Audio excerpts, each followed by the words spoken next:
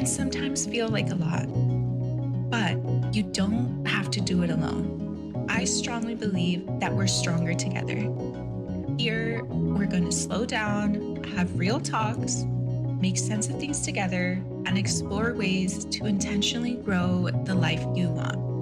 We're going to talk about mental and physical health, relationships, money, work, and community. Welcome to Rooted in Intention with me, Karina Gomez.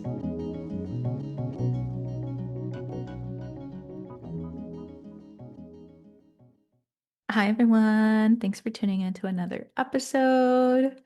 And wow, I don't know about you, but for me, January has definitely felt heavy, especially with the ice raids happening across the country and the unconstitutional practices of the federal government.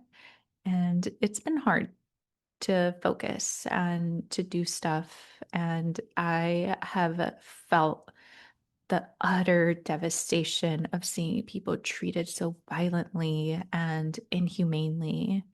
And my heart dropped at the news of a little boy being used as bait, of brown people being racially profiled and torn from their livelihood for simply existing, and of allies being targeted and unalived for standing up for human rights.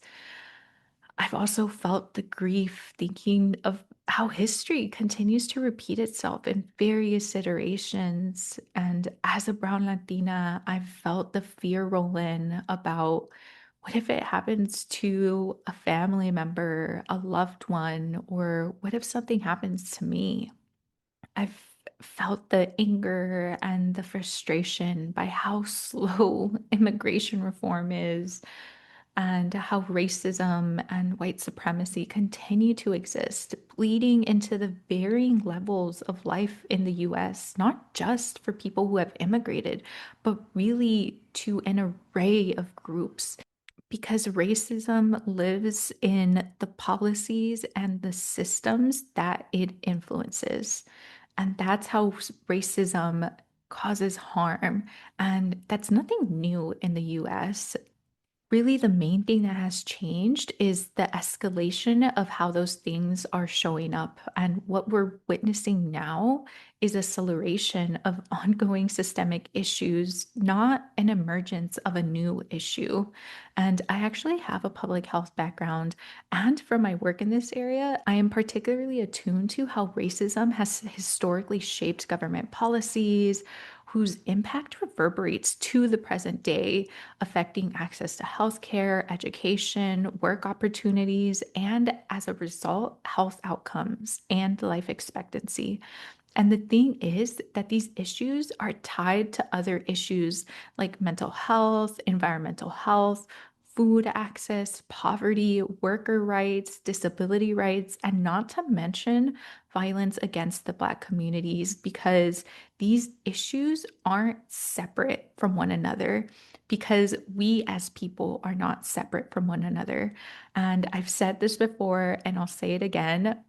Everything is interconnected and everyone is interconnected. And even though harm travels through systems, I also know that love and care can also travel through those very same systems. And I've seen that, and you've seen that. Over the years, I have witnessed my fellow Latinos resist and persist and thrive against all odds because of community support, because of the new opportunities that are created, because of the new organizations and groups and tables that are created to address the systemic issues. And as of recently, I've seen people come together regardless of their race or ethnicity. And I've seen how people are showing up for their neighbors. And I think that says a lot about the power that we can have when we're on the same page and taking collective action. And if you clicked on this episode, you likely care about being intentional with the community that you're helping create, and you've seen the cost of inaction. You also recognize the strength of taking action, especially alongside others. And if you clicked on this episode, you're ready to be more intentional in creating the world that you want to see, whether it's for your own enjoyment or for your children or for the generations ahead of you. And if you feel uncomfortable thinking about or doing more political action, I just want to normalize that, because if you're new with taking up space and being more political, it just simply means that that's an underdeveloped muscle. And maybe your family didn't practice much civic engagement, whether because it was unfamiliar territory for them or they've been disillusioned with the system, or maybe you learn to keep your head down, which also makes sense because that's a survival strategy, especially if there's any kind of history of harassment and discrimination that you or your family or people with your background have faced. But being uncomfortable with something doesn't mean that you're doing anything wrong. It simply means that it's something that's new. And like a lot of things that are new, it's just going to require you to do more of it and to grow into that space. It's like developing a new muscle or going to the gym more regularly. When you first start, it's going to feel particularly uncomfortable, especially if you have been relatively inactive or not having much movement in your life recently. But it is particularly during these times that being intentional with the actions that you're taking is an act of showing up for each other. And being political isn't about political parties, it's about care. And being political doesn't even have to do with doing anything radical. More than anything, it's about getting off of autopilot and showing up purposely and taking action intentionally. So I appreciate that you're even listening to this episode to learn about how you can intentionally take action. And now I want to share some practical ideas of how that can look like. So I want to start off with connecting with your elected officials. And I just want you to know that this is so important and valuable that even corporations spend millions of dollars on lobbying because they know that the elected officials are the ones that are writing the policies and are writing the laws. So when you connect with your elected official through a call or an email, believe me, your voice matters. And that point of contact that you have with them, it actually gets registered into their system, and it gives them a sense of what their constituents or the people that they are representing actually want and what they actually care for. And you have to remember that when we vote, we select our elected officials. And if they are not acting on behalf of our best interest, we have the power to vote for someone else who is in better alignment. And I also want to plug that I've actually worked in the policy space before, and I've organized groups of people to make visits to the offices of their elected officials. And I want to share with you some of the things that elected officials oftentimes shared during those visits was really like, thank you for coming and telling me the stories of how policies are actually shaping you, of telling me what issues are actually of concern to you and what I, as an elected official, should be paying attention to and prioritizing. And they particularly want to hear the stories of the people that they're representing as much as the data behind what you're sharing when there is data to back it up. So there is power in contacting your elected officials. And if you don't know how or when to contact your elected officials, I would encourage you to follow organizations who are doing work that you care about, whether it's directly tied to immigration issues or even environmental, healthcare, education, advocacy type of efforts. Those organizations are usually paying attention to important policies and sharing calls to action of contacting elected officials during key times. So, like when a bill is being proposed, when budgets are being discussed, when a bill is about to be voted on, those are key moments to be contacting your elected officials because that's going to sway whether they support a bill and vote yes or no on it. And some trusted organizations that have been leading organizing efforts around immigrant rights issues specifically are the American Civil Liberties Union, or ACLU, and the Immigration Legal Resources Center, or the ILRC. And I will include links to these organizations within the show notes as well. So you could check them out, follow them on social media, sign up for their newsletters so you know when there is a call to action about contacting your elected officials. I also want to encourage you to seek out organizations that are doing work in your local area because they may not only be organizing, but they might actually also be providing direct legal resources within your community. So for me in Southern California, in the LA, Orange County area, some organizations to connect with are the Public Law Center and Orale, which I will also include links for in the show notes. But with that said, I just want to emphasize that you don't have to wait for a specific call to action from an organization, and you can connect with your elected officials about any issue that is of concern to you, and even to share what's going on right and what you want them to continue doing and supporting.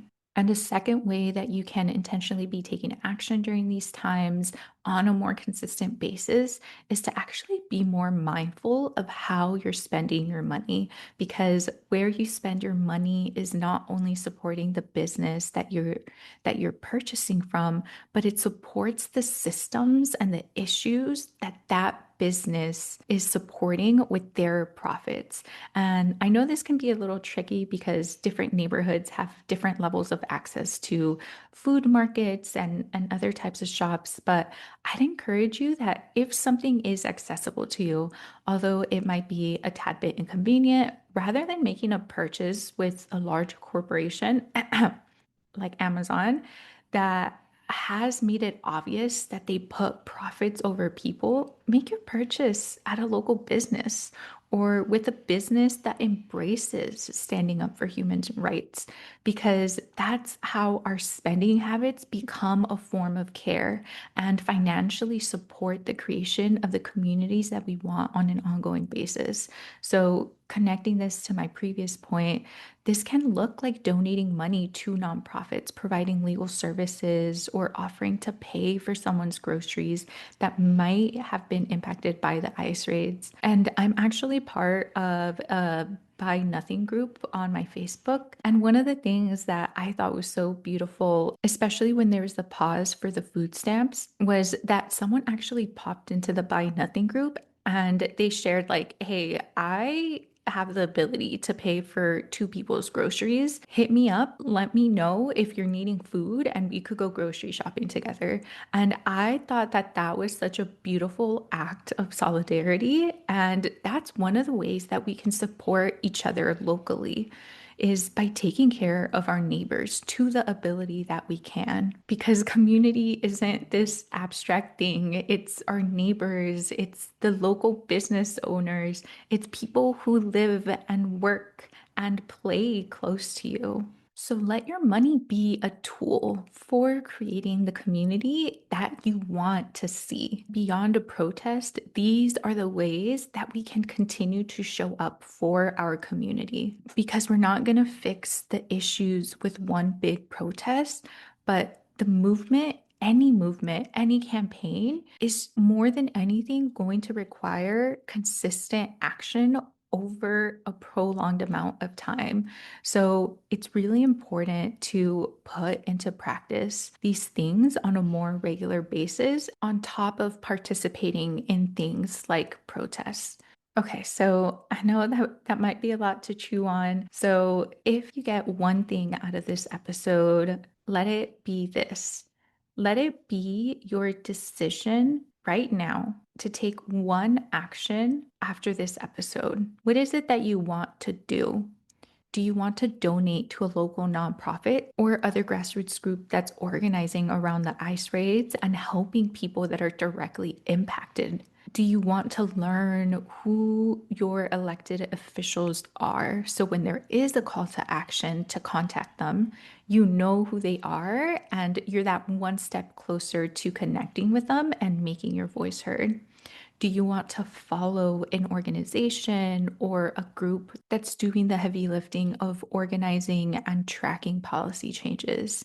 Or do you want to at least check in on your neighbors and see how they're doing? Because no action is too small, and us showing up consistently is what actually matters more. And you can even take the learnings from the Neuroscience of Habits episode with Olga about taking intentional action to create the community you want.